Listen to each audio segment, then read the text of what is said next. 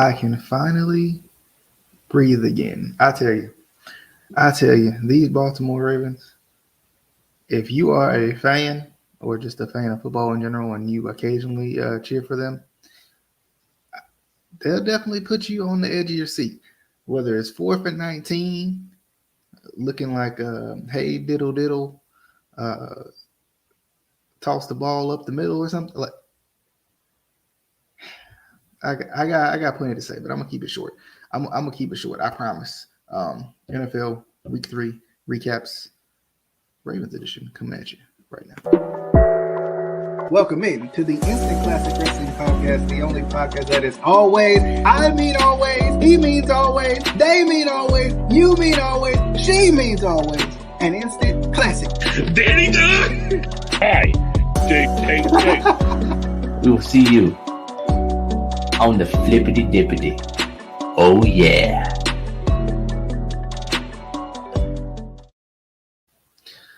You know, sometimes they say it's better to be lucky than good, and I'll take the lucky aspect of being a Ravens fan on this day. But anyway, DJ here to talk a little Ravens Lions, the game that ended with a 66 NFL record game-winning field goal by Justin Tucker. Previous to that, there was a 4th and 19 conversion that was just as ridiculous as it sounds. But let's jump into this recap. Where to even start? Let's start, I guess, at the end, Justin Tucker with the 66-yard field goal that goes off the crossbar. And I think everybody, at least on the Ravens front, had the same reaction. It hits the crossbar. You're like you're almost like, oh, no, because, like, there's the double doink. There's been times where, the ball has hit the crossbar and then went through, but I don't feel like it's as common as it may seem like it is, and I think especially when you're watching your team play, whoever that may be, you're like, you hear it hit the crossbar and you're like, oh no. But that was crazy. I think everybody was like from a Ravens perspective, you're like, and you could even see it like the different reactions in the crowd. They showed the camera angle from behind Justin Tucker, where you can see the crowd, like the Lions fans were like, yeah, just like they saw it, and like you couldn't. You couldn't even write that.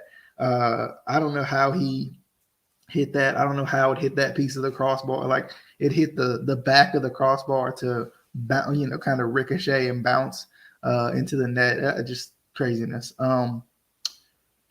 Crazy ending to the game. And like I was saying before, I'd almost rather be lucky than good in this occasion, because at first it seemed like it was going to be, typical kind of Ravens favor type of a game when, you're facing a team lesser in a way. You take care of business, and it seemed like that's what it was going to be. I saw, it looked like, I can't remember what the score was initially, but it looked like they were going to be up multiple scores at one point. I think I'm thinking about a throw to Hollywood Brown that was dropped, which I think he had. Let me see if I can remember that. I know it was three. Potential touchdowns that were dropped, and I think there was one more that wasn't a touchdown, but would have been a good little play that was dropped. Not Hollywood Brown's best game, which that could have easily put the game into the category of not even needing the 66-yard field goal to end it, or the 4th and 19 for that matter. But offensively, I felt like the offense played well. I think people are going to look at this and see a 19-17 game and be like, the offense wasn't that great. But I think the offense played well. I think Lamar threw it well. I just think there was some drops. There was drops by every good receiver. It felt like I think Mark dropped one, if I'm not mistaken, which you can't fault one drop. I don't feel like at times. Hollywood dropped a bunch. Like I said, I think it was 3 touchdowns and 1. Outside of that, I think Sammy dropped one too. If I'm not mistaken, I know Duvernay got the touchdown, the one offensive touchdown from a passing perspective that would, that was on the board. But just a crazy game offensively. The offensive line was still trying to get into the fold. Villanueva seemed like he played well. Macari felt like he wasn't as good on his feet, but playing a better defense in Detroit, you kind of get tested a little bit more. But this is one of those games as much as you as a fan probably have practically a heart attack watching it. It's like this is a game that you almost like have to win in a way. Like at the end of the day, it's a game that you have to win. And I've talked about this, time and time again. I'll probably say it till I'm blue in the face, but it's like the Ravens have to learn how to win close games. And sometimes, by hook or by crook, you got to win it. Somehow missed the delay game. I don't know if it, it felt like it was an extra second or two after the play clock reached 0 that they let that play go. I think there was another one earlier in the game that went the Lions' way, and maybe they just weren't going to call. I don't know. That was a weird one. Maybe, and you never know because they easily could have not reset the clock on the broadcast scoreboard. You never know in that regard. It's easy to say it, and of course, being on the Raven side of things, it's easier for me to be like what it could have been, but nonetheless, I mean, just a wild game, Like I said, offensively, I think it was okay. Offensive line was okay at times. They were good at times, bad at other times. It felt like the running game really didn't get going that well, too much. Like there was a couple of chunk plays, but not anything crazy. What else? Like we said before, the receivers not very good from the receivers. On the defensive end, I felt and I still feel like this is an issue with Wink.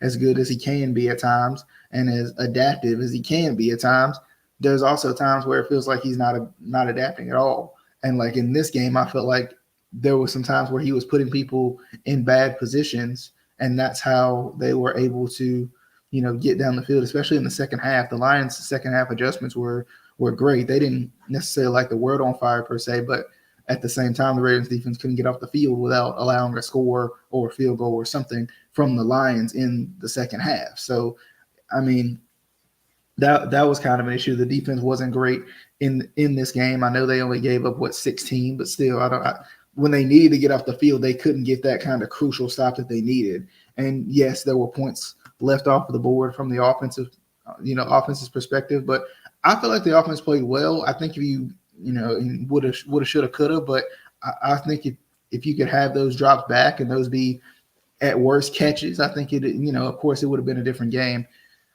For me, this is one of those games, and I talked about it before. The Ravens got to win, got to learn how to win close games, and this is one that kind of sucks as a fan to watch. You kind of even as I think the coaches are probably like the coaches and the players are probably not satisfied, but at the same time, when you look at it, it's a game that not only must be played, but when you come out on the winning end of it, it feels a little bit better, right? And we talked about it before. Ravens have had 3 close games this year, and almost lost 2 of them. You could even probably say almost lost all 3 of them, but they found a way to to get the win. So as long and that's what I was saying. Like the Ravens were literally blowing through people in Lamar's second year, and even last year too. There was a lot of games where they were blowing through people, and I was like, they haven't played a lot of close games. They haven't had a lot of games where people were just tit for tat with them. So at the same time, you gotta learn how to win close games. If you're never in close games to learn how to win them, how are you gonna ever win them? So, but crazy little survival. If I'm not mistaken, I was trying to see what the because I'm trying to get back to the what's on tonight, Extreme Rules. Trying to get back to the Extreme Rules, but I'm trying to remember what the standings are right now for the AFC North. I think everybody's tied except for the Steelers. Yeah. So the Bengals are technically in first, Ravens in second, Browns in third. But I mean, it's literally like nobody's played a tiebreaker against the other except for the Bengals and the Steelers. And the Bengals are probably in first because they beat the Steelers, so they've had the lone division game. So that's why they're in first right now. Can the Bengals keep it up? I don't know. That's kind of my thing. They're doing well right now, but at the same time, have they really played anybody? I mean, we're not going to sit here and act like the Steelers are this great team or anything. And I've been saying it before, but nonetheless, crazy game, crazy finish. I definitely think, and we talked about it before, I think the Ravens have a lot of potential. I just think they got to kind of put it together. There's still a lot of chemistry issues. There's still a lot of chemistry issues. It was kind of a short week,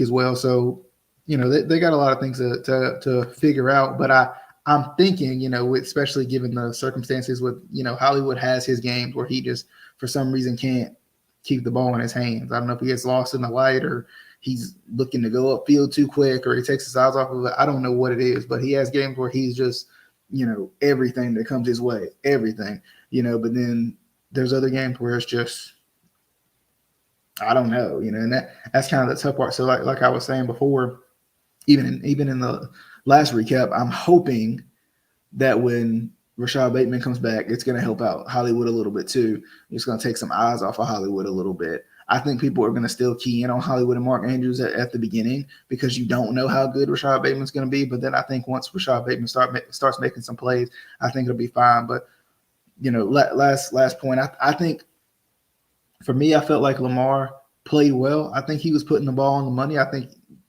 the receivers were just dropping it. And it's one of those things that's tough because, this was one of those games where Lamar wasn't really missing a throw, but his receivers weren't doing a good job of helping him out on the other end, to make it a big play, to make it a touchdown.